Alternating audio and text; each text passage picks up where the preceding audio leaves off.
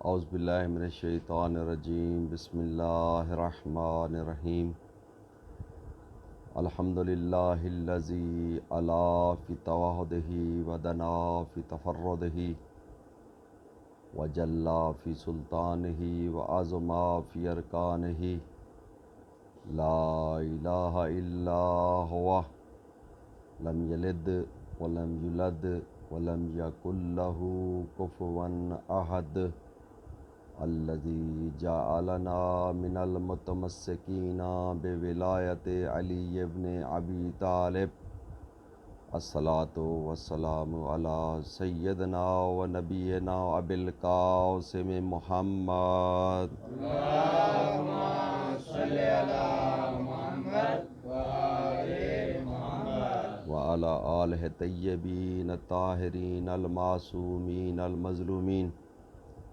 ولعنۃ اللہ علی اعدائہم اجمعین اما بعد فقد قال سبحانہ وتعالی فی کتابہ المجید بسم اللہ الرحمن الرحیم وعد اللہ الذین آمنوا منکم وعملوا الصالحات لا یستخلفنہم فی الارض کما استخلف الذین من قبلہم ولا یمکنن لہم دینہم الذی ارتضی لہم ولا یبدلنہم من بعد خوفہم امنا۔ صلوات پڑھ لیں بلند آواز صلی اللہ محمد وآل محمد۔ ایک مرتبہ سورۃ فاتحہ برائے ایصال ثواب ہمارے بھائی سید کاظم حسین کے والد ہیں سید علمدار حسین بنت ابن سید ولایت حسین شاہ صاحب اور اصغر بادشاہ بن سید پیر بادشاہ کے ایصال ثواب کے لیے ایک مرتبہ سورۃ فاتحہ۔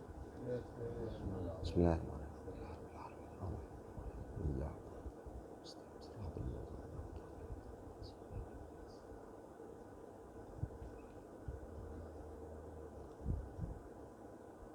بار آل محمد کا واسطے ہی ان کو اپنی جوار رحمت میں جگہ عطا فرما اور ہماری اس محفل کو اپنی عبادت میں شمار فرما اور حاضرین مجلس کی جو شرعی حاجات ہیں وہ پوری فرما۔ اللہم صلی اللہ علیہ وسلم۔ سامعین محترم، میں نے آپ کے سامنے قرآن مجید لا ریب کتاب بے عیب کتاب کی ایک آیہ مجیدہ کی تلاوت کا شرف حاصل کیا ہے، جس میں ارشاد ذات واجب ہے کہ اللہ کا وعدہ ہے مومنین سے، صالحین سے، کہ میں ان کو زمین پر خلافت دوں گا، اور خلافت ایسی دوں گا جیسے میں نے پہلے والوں کو خلافت عطا کی۔ ٹھیک ہے نا جی؟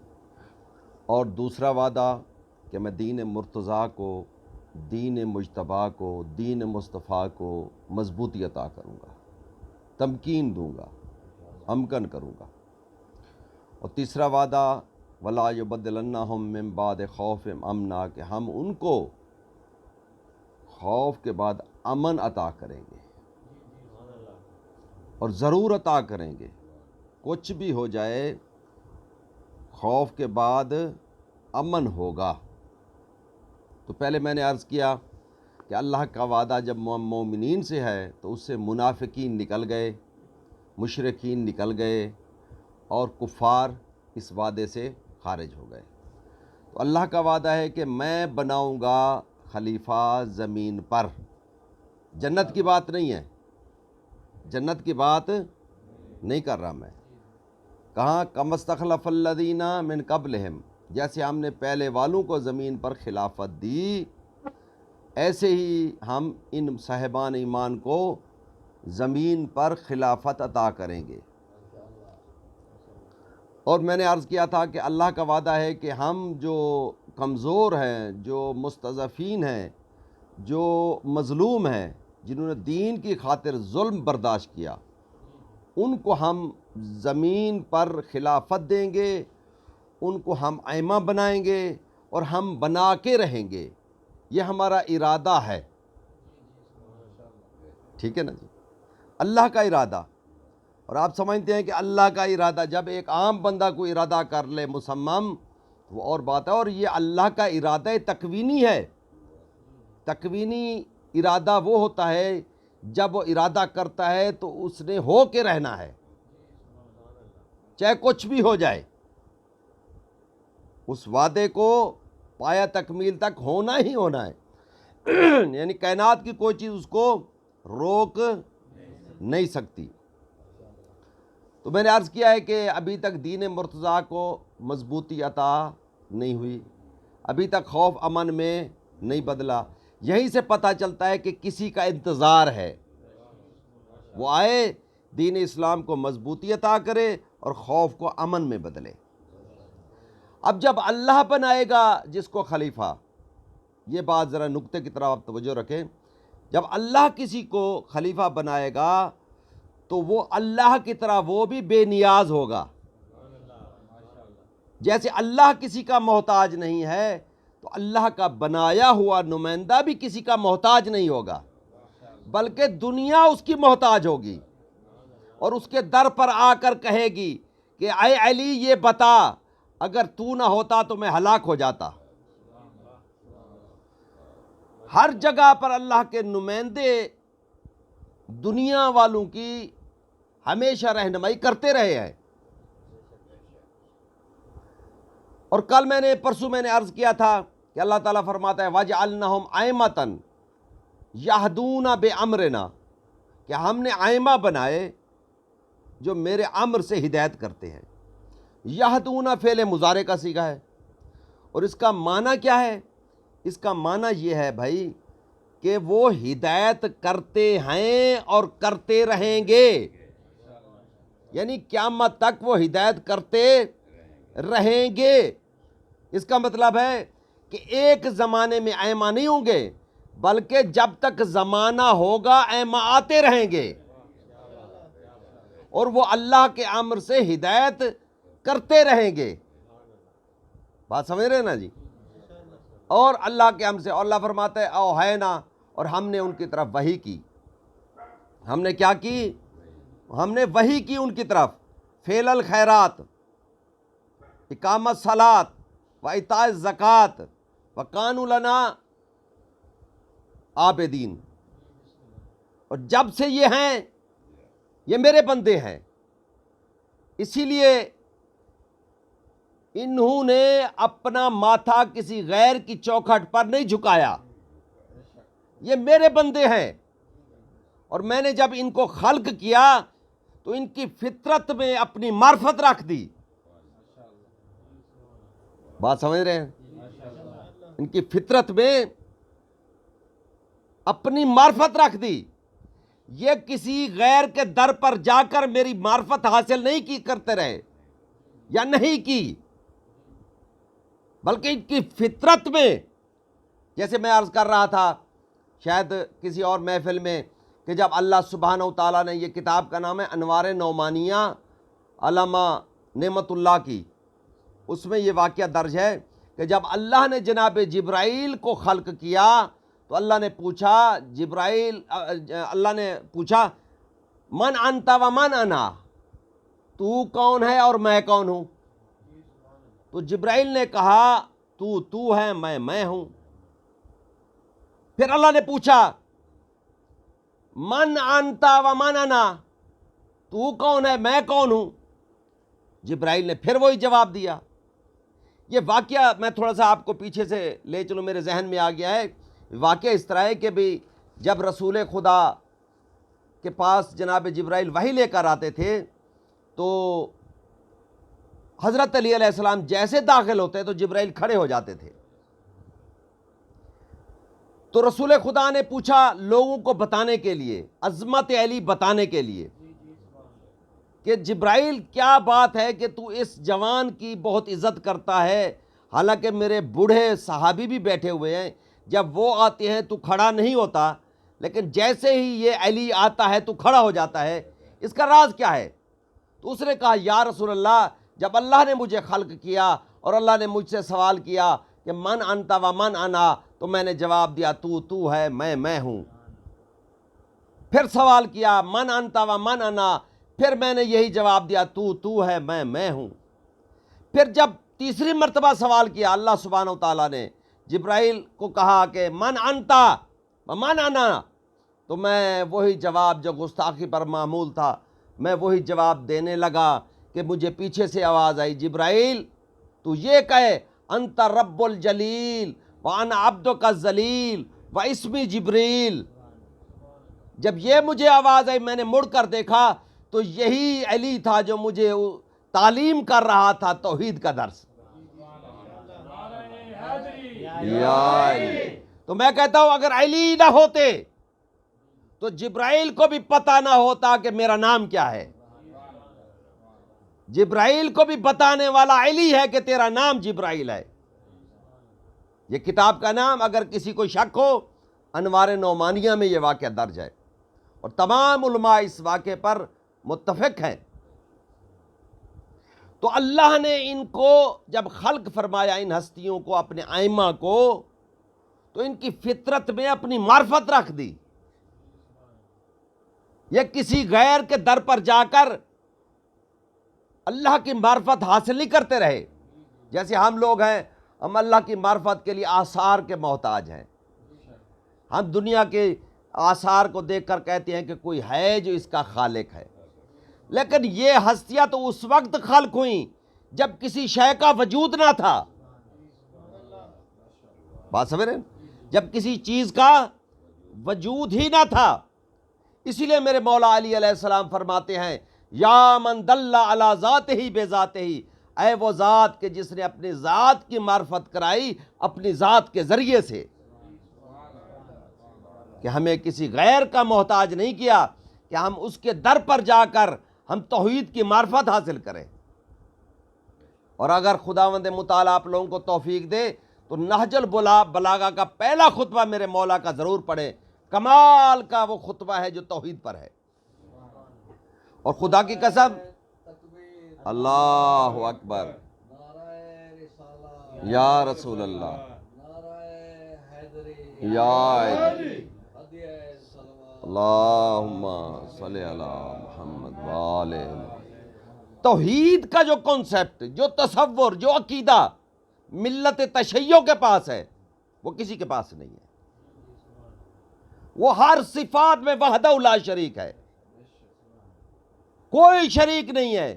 اگر کوئی بندہ یہ کہے کہ فلاں بندہ اللہ کی صفت میں شریک ہے تو یہ شرک ہے۔ اور انما المشرکون نجس، اور مشرک کوئی بھی ہو وہ نجس ہے۔ لہٰذا میرے بھائی، ہاں یہ ضرور ہے کہ اللہ سبحانہ وتعالیٰ نے اپنے کمالات اپنے ائمہ کو جو خود بنائے ہیں ان کو عطا فرمائے ہیں۔ جیسے جناب عیسیٰ کو یہ کمال عطا کیا کہ وہ مٹی سے پرندہ بناتے تھے اور اس پہ پھونک مارتے تھے تو وہ پرندہ اڑ جاتا تھا باذن اللہ، اللہ کی طاقت سے۔ وہ مردوں کو زندہ کرتے تھے، وہ شفا دیتے تھے، وہ غیب کی خبریں پہنچاتے تھے۔ اللہ اپنے بندوں کو عطا کرتا ہے۔ اگر اللہ اپنے بندوں کو عطا کرے تو تمہیں کیا اعتراض ہے؟ لیکن مرکز کون ہے؟ اللہ کی ذات۔ عطا کرنے والا کون ہے؟ اللہ کی ذات۔ یہ یاد رہے کہ شیعوں کا عقیدہ وہ وحدہ لا شریک ہے، وہ صفات میں بھی لا شریک ہے، وہ عبادت میں بھی لا شریک ہے، نہ وہ مکان کا محتاج ہے نہ وہ زمان کا محتاج ہے۔ اور ائمہ دین بھی اللہ کا، یہ یاد رہے، دین اللہ کا، کتاب اللہ کی، جنت اللہ کی، زمین اللہ کی، لیکن اس کے وارث بنائے کس کو؟ اپنے بندوں کو، اپنے بندوں کو۔ دیکھیں دین ہے، کس کا دین ہے؟ اللہ کا دین ہے۔ جب دین اللہ کا ہے میرا بھائی تو نمائندہ محافظ دین بھی اللہ کی طرف سے ہوگا۔ ایک میں مثال آپ کو دے دوں، بڑی اچھی مثال ہے، کسی عالم دین نے یہ مثال دی تھی کہ اگر کسی چوک پر آپ گاڑی سے جا رہے ہیں اور کسی چوک پر لکھا ہوا ہو کہ جناب یہاں پر رک جائیں، آگے خطرہ ہے، یا کسی اور کو گزرنے دیں، تو کتنا ٹائم لگے گا اتر کر آپ جناب پڑھنا شروع کر دیں گے یہ کتبہ کیا لکھا ہوا ہے، یا آپ اس جگہ پہ وہ نہ پڑھے اور گزر جائیں۔ اچھا اگر وہاں پہ کتبہ لکھا ہوا نہ ہو اور کوئی پولیس والا اس جگہ پہ کھڑا ہو جائے، وہ اشارہ کرے کہ رک جاؤ، تو آپ کو رکنا پڑے گا. بات سمجھ رہے ہیں؟ اگر نہیں رکیں گے آپ تو چلان ہو جائے گا آپ کا. مطلب کیا ہے کہ قانون بناتی ہے اسٹیٹ، اور اس پر عمل درآمد کرنے کے لیے ایک نگران مقرر کرتی ہے، تاکہ کوئی بندہ ہو جو اس قانون پر عمل درآمد کروائے. اسی لیے آپ دیکھتے ہیں سگنل پر ایک ٹریفک والا کھڑا ہوتا ہے کہ دیکھو بھائی اس ٹریفک کے اب جو سگنل آ گیا ہے، ریڈ ہو گیا ہے، تو اب رکنا ہے. اسی طرح ضروری ہے کہ کوئی بھی دستور ہو اس پر عمل درآمد کرنے کے لیے ایک نگران ہو، ورنہ فقط اگر دستور بنا دے اور اس پر عمل درآمد والا کوئی بندہ نہ ہو تو اس دستور کا کوئی فائدہ نہیں ہے. اسی طرح اللہ نے دستور بنایا، آئین بنایا کتاب کی صورت میں، قرآن کی صورت میں، لیکن اس پر عمل درآمد کرنے کے لیے اس کے وارث مقرر کیے. اور جو بھی یاد رکھو اپنی طرف سے اس قرآن کا وارث بنے گا وہ پکڑا جائے گا. ایسے پکڑا جائے گا جیسے کوئی نقلی ٹریفک والا سپاہی بن کے کھڑا ہو جائے، ہاں، وردی پہن کے کھڑا ہو جائے، لیکن وہ حکومت کی طرف سے نہ ہو اور اس کو قانون ٹریفک کا بھی پتہ نہیں ہوگا. تو جب پتہ چلے گا وہ پکڑا جائے گا، اس کو سزا ملے گی. اور یاد رکھو جو جھوٹا وارث قرآن بنے گا وہ آج نہیں تو کل پکڑا ضرور جائے گا.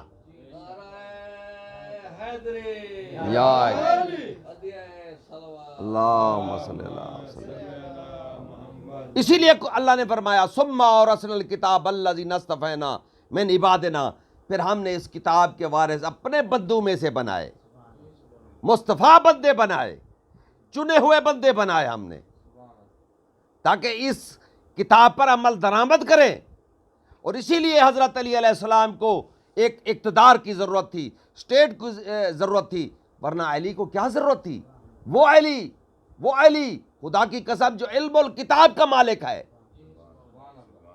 میں آپ کو بتاؤں کہ آصف بن برخیہ کے پاس کتنا علم تھا، انشاءاللہ تفصیل سے بات کروں گا، لیکن ابھی مختصر میں بات کر کے گزر رہا ہوں. جب سلیمان نبی نے کہا کہ کون ہے جو تخت بلقیس لے کر آئے، تو اس نے کہا کہ میں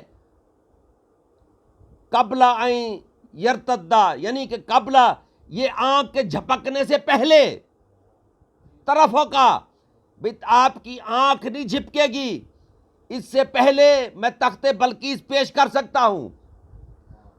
کون؟ علم من الکتاب، وہ بندہ جس کے پاس کتاب کا تھوڑا علم تھا. یہ قرآن کا واقعہ ہے. اب سوال یہ پیدا ہوتا ہے کہ جس کے پاس کتاب کا تھوڑا علم ہے میرا بھائی، اگر وہ بندہ پلک جھپکنے سے، بند ہونے سے نہیں، جھپکنے سے پہلے کئی ہزار دور ایک تخت بلقیس پیش کر سکتا ہے، تو وہ علی جس کے پاس علم الکتاب ہے، پوری کتاب کا علم ہے، وہ اگر ایک سیکنڈ میں خیبر پہنچ جائے تو تعجب کی کون سی بات ہے؟ یا اللہم صلی اللہ وسلم. یاد رکھو اس علی کے پاس، علی کون ہے؟ مظہر العجائب. علی وہ ذات ہے جس سے عجائبات کا اظہار ہوتا ہو، یعنی وہ آلہ جس سے اللہ کے کمالات کا اظہار ہو اسے علی کہتے ہیں. بات سمجھ رہے ہیں نا جی؟ تو علی کو اقتدار کی ضرورت نہیں تھی، صرف اسی لیے اقتدار چاہیے تھا تاکہ احکام الہیہ کا نفوذ ہو، اس کو نافذ کیا جا سکے، اور یہ سوسائٹی، یہ معاشرہ صراط مستقیم کی طرف چل پڑے.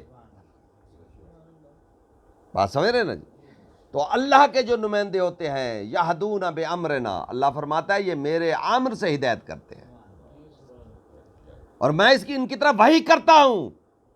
تو کسی نے میرے مولا علی علیہ السلام سے کہا کہ مولا کیا آپ کے پاس ملائکہ آتے ہیں؟ مولا فرماتے آپ کے پاس آتے ہیں؟ انہوں نے کہا سرکار ہمارے پاس تو نہیں آتے.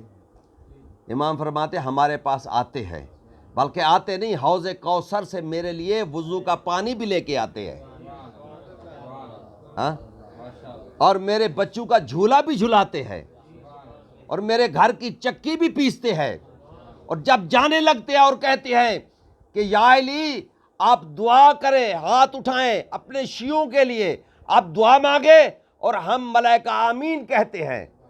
اور بھائی ہم کتنے خوش قسمت ہیں جس کی دعا علی کرے اور امین ملائکہ کہیں، ہمیں کون سی فکر ہے؟ یا اللہم صلی اللہ علیہ وسلم۔ تو دوستو، اللہ کے نمائندے وہ ہیں جو اللہ بنائے، وہ بے عیب ہوں گے، اور جو لوگ بنائیں گے وہ عیب دار ہوں گے، اور وہ غلطی کریں گے۔ قبلہ جو بھی انسانوں کا بنایا ہوا نمائندہ ہوگا وہ ہمیشہ غلطی کرے گا، جو اللہ کا بنایا ہوا نمائندہ وہ کبھی غلطی کیوں اسی لیے نہیں کرے گا۔ وَأَوْحَيْنَا إِلَيْهِمْ فِعْلَ الْخَيْرَاتِ، اللہ فرماتا ہے میں نے وحی کرتا ہوں ان کی طرف، نیکی کی، نماز کی، زکوٰۃ کی، عبادت کی، ہر چیز کی، کیونکہ وہ مسلسل وَمَا يَنطِقُ عَنِ الْهَوَىٰ إِنْ هُوَ إِلَّا وَحْيٌ يُوحَىٰ، وہ وحی کے تابع ہوتے ہیں۔ مجھے ایک بات بتائے کہ جو اللہ کا دین ہے، جب اللہ نے فرمایا اليوم اکملت لکم دینکم، آج تمہارا دین مکمل ہو گیا ہے، اتممت علیکم نعمتی، نعمتیں تمام ہو گئی ہیں، رضیت لکم الاسلام دینا، اور دین تمہارا، میں اللہ راضی ہوں کہ آج تمہارا دین اسلام ہو۔ ہاں، غدیر کے وقت اعلان ولایت علی کے بعد یہ آیت اتری، تو اب دین میں کوئی نقص ہے؟ کوئی نقص نہیں ہے۔ بھئی جب دین میں عیب نہیں ہے تو وارث دین میں عیب کہاں سے آ گیا؟ نعوذ باللہ، اگر آپ سمجھتے ہیں کہ وارث دین میں، نعوذ باللہ رسول اللہ میں اگر عیب ڈھونڈو گے تو پھر دین عیب دار ہو جائے گا، کیونکہ ہم نے تو قرآن بھی اسی زبان سے سنا اور حدیث بھی اسی زبان سے سنی۔ اسی لیے میرے دوستو، اللہ کا نمائندہ بے عیب ہے، اور ہم شیعوں کا یہ عیب ہے کہ ہم عیب دار چیز کو مانتے ہی نہیں ہیں، یہ عیب سمجھے ہمارا، ہم اس کو مانتے ہیں جو بے عیب ہو۔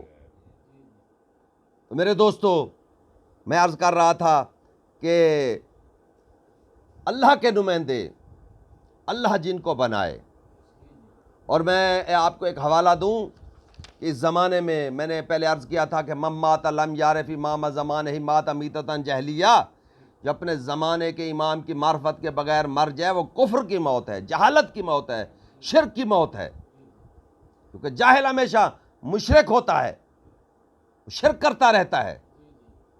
تو میرے دوستو، کتاب کا نام ہے سوائق مورکہ، علامہ ابن حجر مکی کی۔ وہ فرماتے ہیں جو ہمارے 12 امام ہیں ان کے بارے میں، جب آپ آخر میں جائیں گے تو وہاں پر یہ فرماتے ہیں علامہ ابن حجر کہ حسن عسکری کا ایک بیٹا جس کا نام محمد حجت تھا، وہ دنیا میں پیدا ہوا۔ کس کا بیٹا؟ حسن عسکری علیہ السلام کا۔ کس نے لکھا؟ علامہ ابن حجر نے۔ اور انشاءاللہ ہم کسی پروگرام میں تمام اہل سنت بھائیوں کی کتابوں سے حوالے پیش کروں گا کہ حسن عسکری کا ایک بیٹا تھا، اور اللہ نے اس کو 5 سال کی عمر میں حکمت عطا کی، علم عطا کیا، بزرگی عطا کی، عظمت عطا کی، اور وہ لکھتے ہیں کہ اس کے بعد اس 5 سال کے بچے کا پتہ نہیں چلا کہ وہ مدینے سے کہاں چلا گیا۔ ہمارا یہ سوال یہ ہے کہ وہ 5 سال کا بچہ، چاہے وہ سامرا کی بات ہو یا مدینے کی، اگر وہ عام بچہ ہوتا تو اللہ اس کو حکمت کیوں عطا کرتا؟ اگر کسی کو شک ہو تو سوائق مورکہ یہ کتاب ہر جگہ اویلیبل ہے، مل سکتی ہے، آپ اس میں دیکھیں کہ یہ واقعہ ہے یا نہیں ہے، کہ 5 سال کا بچہ تھا حسن عسکری کا بیٹا، اس کو اللہ نے حکمت عطا کی. تو میرا بھائی اللہ 5 سال کے بچے کو حکمت کیوں عطا کرے؟ اگر وہ امام نہ تھا، معصوم نہ تھا، تو اللہ نے اتنی عظمت کیوں عطا کی؟ پھر اس 5 سال کے بچے کی آپ کہیں قبر دکھا دے، وہ کہاں گیا کسی کو پتہ نہیں ہے. اس لیے میرے دوستو، ہمارا عقیدہ یہی ہے کہ وہی امام منتظر المہدی ہے.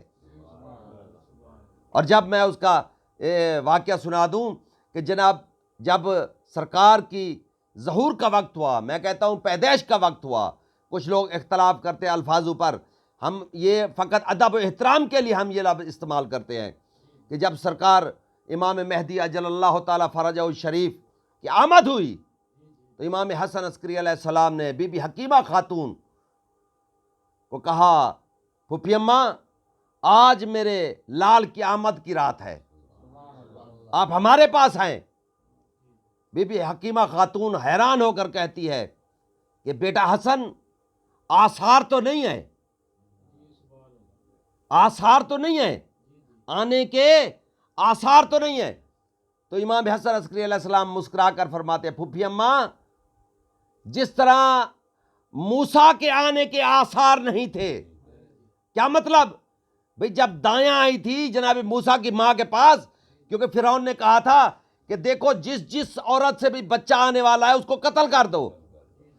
جب موسیٰ کی ماں کے پاس دایاں آئی تو دیکھا کوئی آثار نہیں تھا، لیکن جب موسیٰ کے آنے کا وقت ہوا تو موسیٰ آ گیا، روکنے والے نہیں روک سکے. امام حسن عسکری علیہ السلام فرماتے ہیں، پھوپھی اماں ہم بھی آنے میں آثار کے محتاج نہیں ہوتے. پھر بی بی حکیمہ خاتون آئی، بی بی نرجس خاتون کے ساتھ ساری رات بیٹھی رہی. بی بی حکیمہ خاتون کہتی ہیں کہ میں نماز تہجد پڑھتی رہی. جب صبح کا وقت ہوا تو میں نے دل میں خیال کیا کہ یہی وقت تھا، حسن نے کہا تھا کہ یہی وقت ہے، امام حسن نے کہا تھا، حسن عسکری علیہ السلام نے، کہ یہی وقت ہے محمد حجت کی آمد کی. جب میں نے خیال کیا تو بہر سے آواز آئی، پھوپھی اماں یہی آمد کا وقت ہے. میں نے دیکھا کہ نرجس خاتون کا جسم لرز رہا تھا. اس کے بعد میں نے سورہ قل هو اللہ احد کی تلاوت کی، پھر میں نے سورہ انا انزلنا فی لیلۃ القدر کی تلاوت کی، پھر میں نے سورہ اپنا فاتحہ کی تلاوت کی. جب میں یہ سورہ پڑھ رہی تھی تو بی بی حکیمہ خاتون کہتی ہے کہ جیسے جیسے میں صورتیں پڑھ رہی تھی ویسے ویسے نرجس خاتون کے بدن عطر سے بھی تلاوت کی آواز آنا شروع ہو گئی. یا اللہم صلی علی محمد تلاوت کی آوازیں شروع ہو گئی، وہ بھی انا انزلناہ فی لیلۃ القدر وما ادراک ما لیلۃ القدر، بدن عطر سے آوازیں شروع ہو گئی. اور یہی بات ہے میرے دوستو، جو یہاں آ کر قرآن حفظ کرے اسے حافظ قرآن کہتے ہیں، جو آتے ہی قرآن سنا دے اسے ناطق کے قرآن کہتے ہیں. یا علی بات سمجھ رہے نا جی؟ تو دوستو بی بی حکیمہ خاتون کہتی ہیں کہ ایک دم کمرہ نور سے بھر گیا اور میں صحیح طریقے سے دیکھ نہیں سکی. جب نور کچھ کم ہوا تو میں نے دیکھا کہ ایک بچہ ہے جس کا سر سجدے میں ہے اور آواز دے رہا ہے سبحان ربی العالی، سبحان ربی العالی. تو ہمارے 12ویں کی حجت کی آمد ہو گئی. اللہم صلی علی محمد وآل محمد. تو دوستو جو اللہ کا نمائندہ ہوتا ہے، جس کو اللہ اپنی حجت بناتا ہے، وہ مختون بھی ہوتا ہے، وہ عام انسانوں سے. یاد رکھو انشاءاللہ قبلہ ہمارے آیت اللہ شہید مطہری کی کتاب ہے امامت و رہبری، اس میں ایک واقعہ ہے کہ امام ایسا ہونا چاہیے، کیونکہ اللہ وہ ہستی ہے، وہ ذات ہے کہ ہم استطاعت نہیں رکھتے کہ ہم اللہ سے گفتگو کریں یا اللہ کا ادراک کریں یا اس کو درک کریں یا اس کی کما حق کو معرفت حاصل کریں. ہمارے اندر اتنی استطاعت نہیں ہے، لہٰذا ضروری ہے کہ رب اور بندے کے درمیان میں ایک وسیلہ ہو، نہ جو بندے جیسا ہو نہ جو رب جیسا ہو، اسی کو حجت کہتے ہیں۔ بات سمجھ رہے نا؟ اسی کو حجت کہتے ہیں، اور وہ یہاں آ کر نہیں پڑھتا، بلکہ اللہ علم ان کی فطرت میں رکھ دیتا ہے، ان کی خلقت میں رکھ دیتا ہے۔ بات سمجھ رہے ہیں؟ اسی لیے امام حسن علیہ السلام کے بارے میں مشہور ہے کہ امام زمین پر بیٹھ کر لوح محفوظ کا مطالعہ کیا کرتے تھے، امام حسن علیہ السلام۔ تو دوستو انشاءاللہ ہمارا یہ سلسلہ جاری رہے گا معرفت امام کے عنوان سے۔ بس آج میرا دل چاہتا ہے کہ میں ایک دو چیزیں اور بھی آپ لوگوں کے گوش گزار کروں جو بہت ضروری ہے ان ایام میں، خصوصاً کہ یہ بڑے خوفناک ایام ہیں۔ انشاءاللہ کل پھر اس پر تفصیلاً ہماری گفتگو معرفت امام کے حوالے سے جاری رہے گی۔ میں چاہتا ہوں کہ آج کچھ قربانی کے حوالے سے کہ ایثار کا کیا مقام ہے۔ جو بندہ ایثار کرتا ہے، یعنی اپنے نفس سے زیادہ اگر کسی اپنے مومن بھائی کے نفس کو ترجیح دیتا ہے تو اس کا کیا مقام ہے، اس کا کیا مقام ہے۔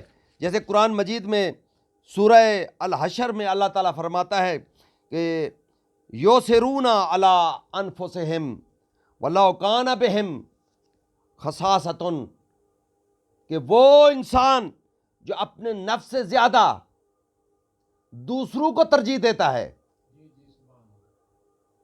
اللہ فرماتا ہے وہ انسان مجھے بہت پیارا ہے۔